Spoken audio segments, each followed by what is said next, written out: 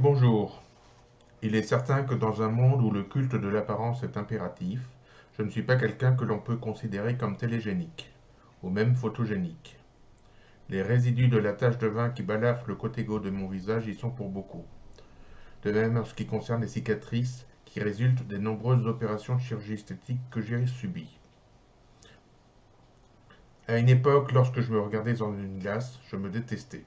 J'avais le sentiment de ressembler davantage à Elephant Man plutôt qu'à un être humain, et j'en ai beaucoup souffert.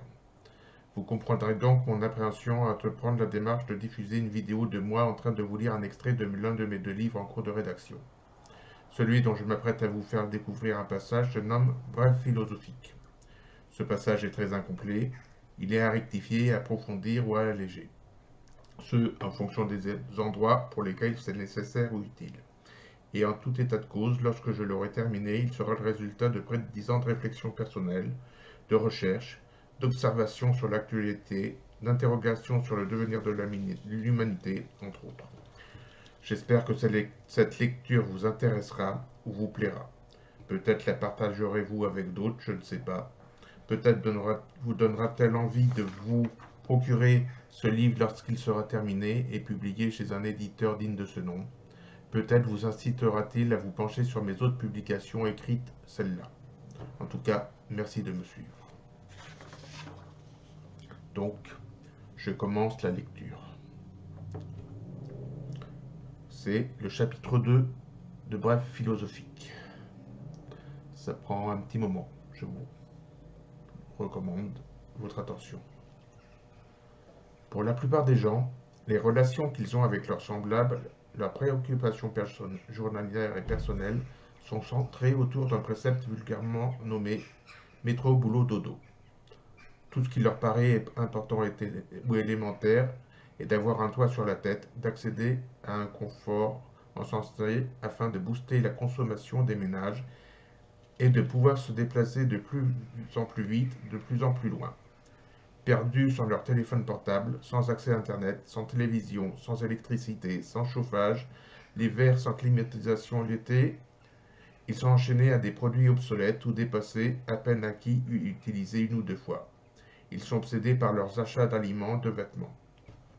Tant pis si les denrées ou les articles que ces gens achètent sont fabriqués en Asie ou au Maghreb par des travailleurs au salaire dérisoire, un salaire qu'ils n'accepteraient pas dans leur pays. Tant pis si leur élaboration pollue lors de leur transport, consomme des tonnes d'eau, détruit l'environnement, l'essentiel n'est-il pas qu'ils puissent les acquérir. Car, dans cette optique, pour ces gens, l'argent est le nerf de la guerre. Or, quelle valeur a-t-il à leurs yeux? Tout le long de leur destinée, les rend-il plus heureux? Fait-il en sorte qu'ils soient plus aimés pour eux-mêmes? Les préserve-t-il de la peur, de la souffrance, de la maladie ou de la mort? L'emporte-t-il dans l'au-delà après leur décès?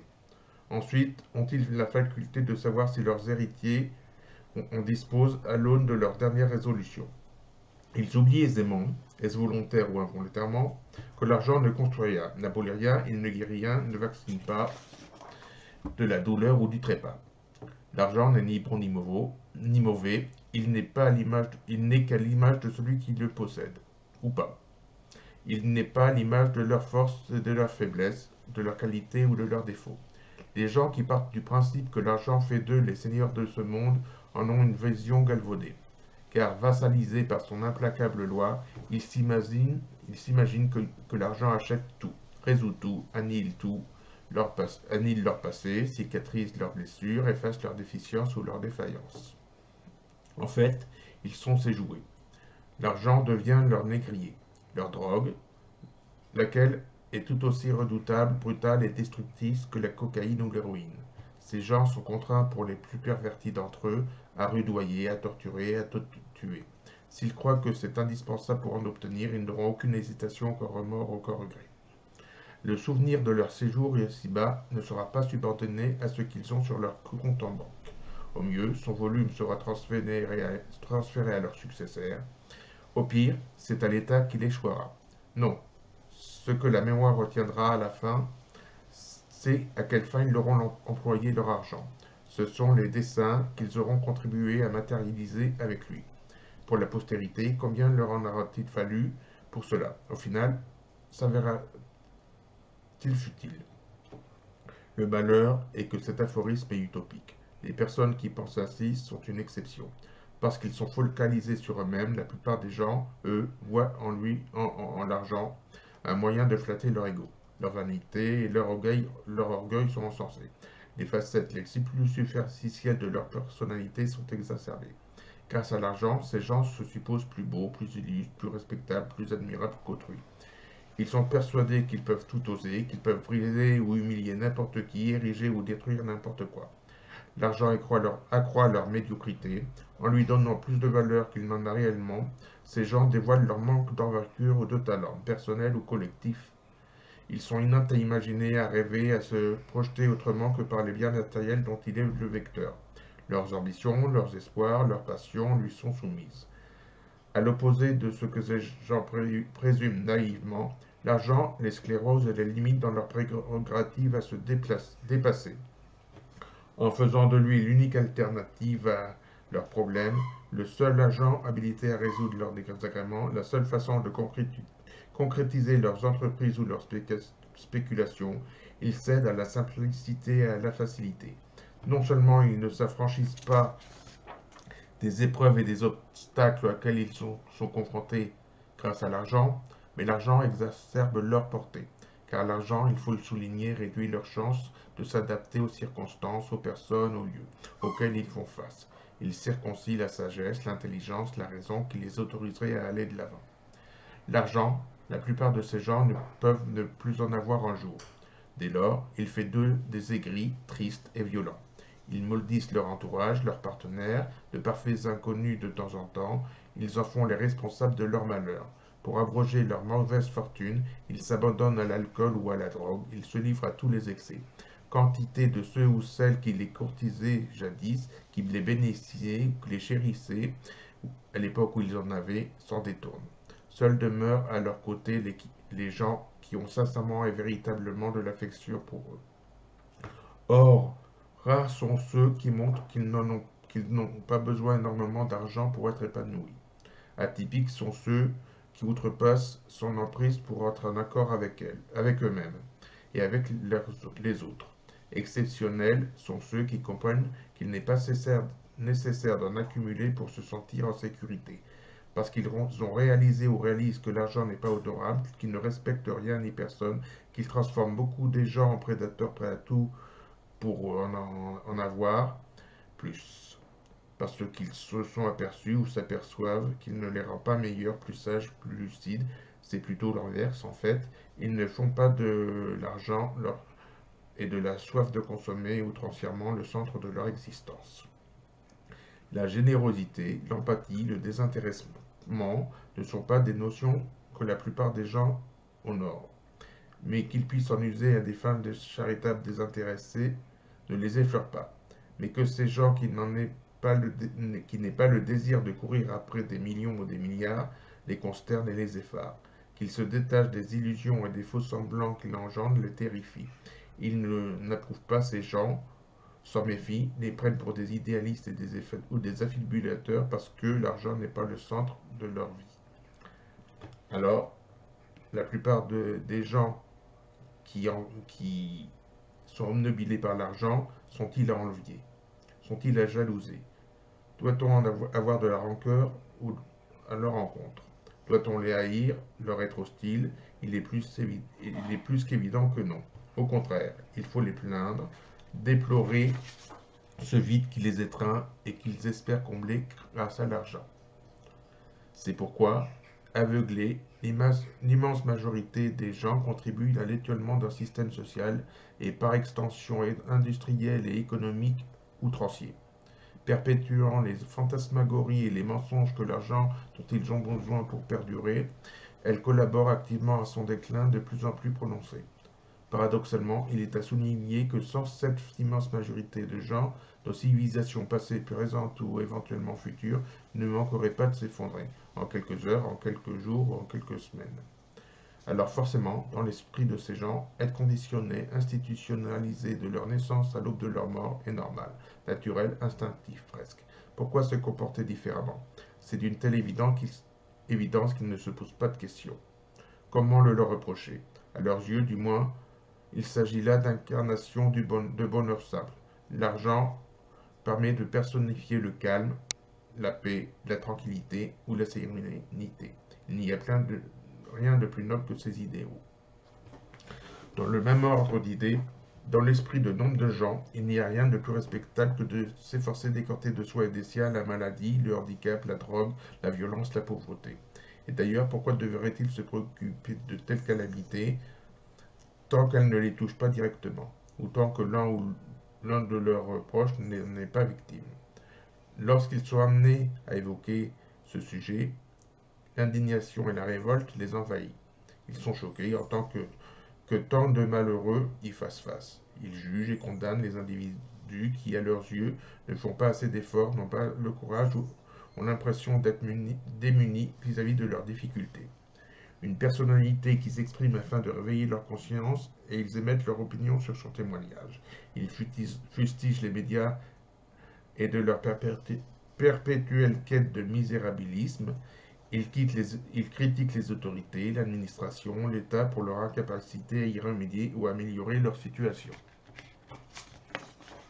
De même, ils applaudissent les associations qui essayent d'y remédier localement, nationalement ou internationalement.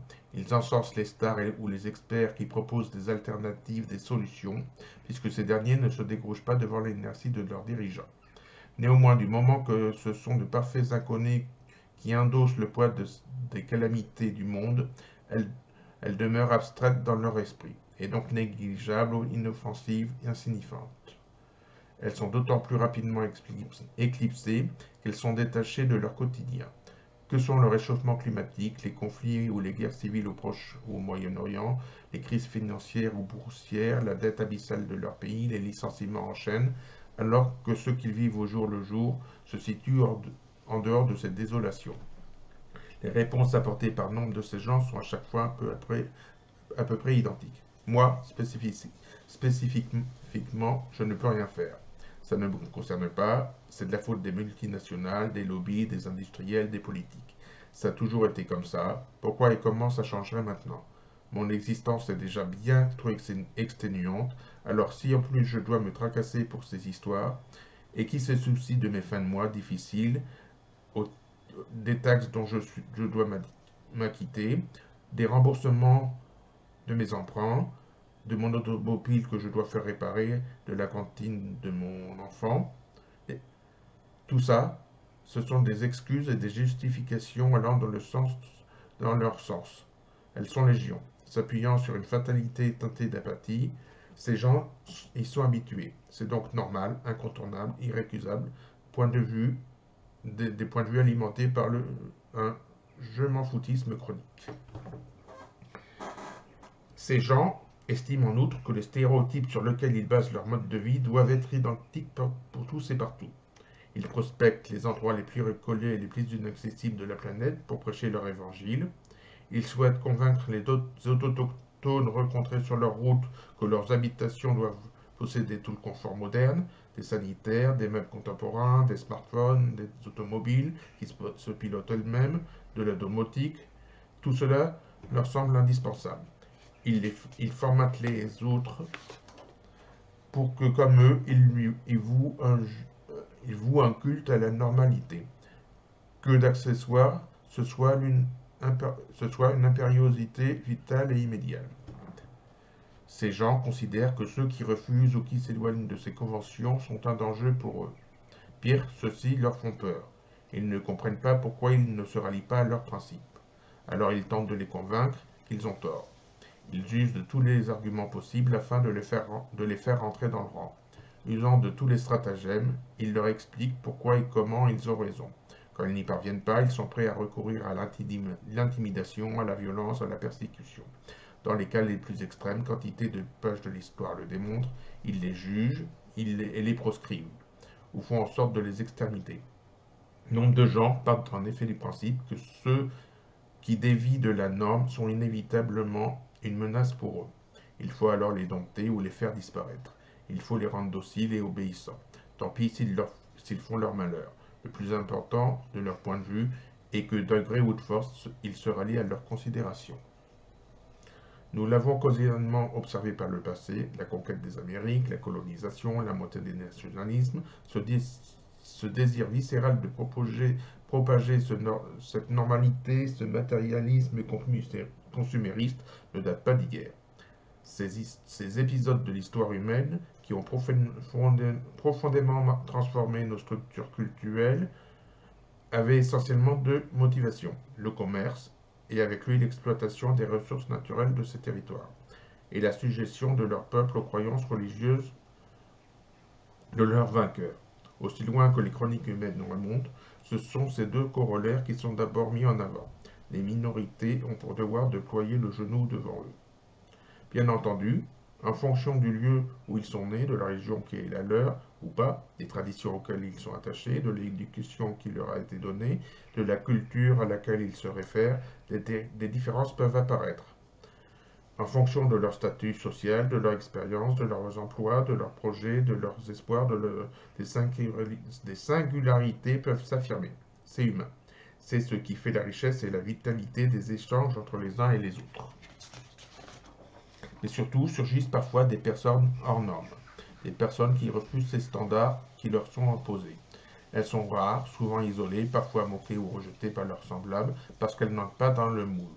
Elles sont handicapées, malades, petites ou grandes, intellectuelles ou niaises, noires, maghrébines ou blanches, athées ou croyantes, hétérosexuelles ou homosexuelles, scientifiques ou mystiques. Leurs centres d'intérêt, leurs ambitions, leurs rêves sont divergents. Ces derniers ne correspondent pas à ceux de la majorité. Et quelle que soit leur différence ou leur degré de différence, généralement, ces personnes consacrent leur vie à bousculer les acquis et les certitudes, à débouter les limites de leur art, de leur intellect, de leur raison, de leur connaissance, de leur imagination. Lorsqu'on songe à tout ceci, la seule question qui en résulte est: la norme, est-ce un bien, est-ce un mal? Qui d'assez objectif, d'assez sage, d'assez intelligent peut y répondre? Pas moi, j'en conviens. Je n'émets que des opinions sur des thèmes qui me semblent centraux. Je ne prétends pas délivrer la vérité, la mienne à la rigueur, et encore car je présume que ma vérité est l'objet d'une multiplicité de facettes et que chacune d'elles a son importance. J'indiquerai juste qu'ils sont caractéristiques à notre espèce et qu'ils sont ancrés au plus profond de notre inconscient. Ils sont amalgamés en fonction d'une infinité de paramètres. Comme nous sommes faits de chair et de sang, d'intelligence et de raison, ils en sont le reflet. Ils ont un niveau de lecture, que nous l'acceptions ou non, que nous le saisissions ou non, que nous le voulions ou non, c'est ainsi. Dans ce contexte, il est requis de ne pas omettre que chaque membre de l'espèce humaine se bat pour sa survie. Il met en exergue les meilleures conditions envisageables afin d'engendrer des descendants et de perpétuer son espèce. Il décimera sans hésiter ses congénères si c'est utile à sa pérennisation ou s'il est en danger de mort. Ce qui prime, c'est qu'il se sauve lui-même, ainsi que ses proches si c'est faisable. C'est prioritairement de les mettre à l'abri. Cette impulsion rudimentaire l'emporte sur l'intérêt général, l'amitié, le partage, et peu importe si les hommes qu'il abandonne en cours de route appartiennent à sa culture, à sa nation, à son ethnie ou pas. Il préférera les laisser mourir de soif ou de faim pour que lui, sa conjointe, ses fils, ses filles puissent à leur tour procréer et que sa postérité soit assurée. Je suis désolé pour les bafouillements, etc. Mais c'est pas évident. Merci. Au revoir.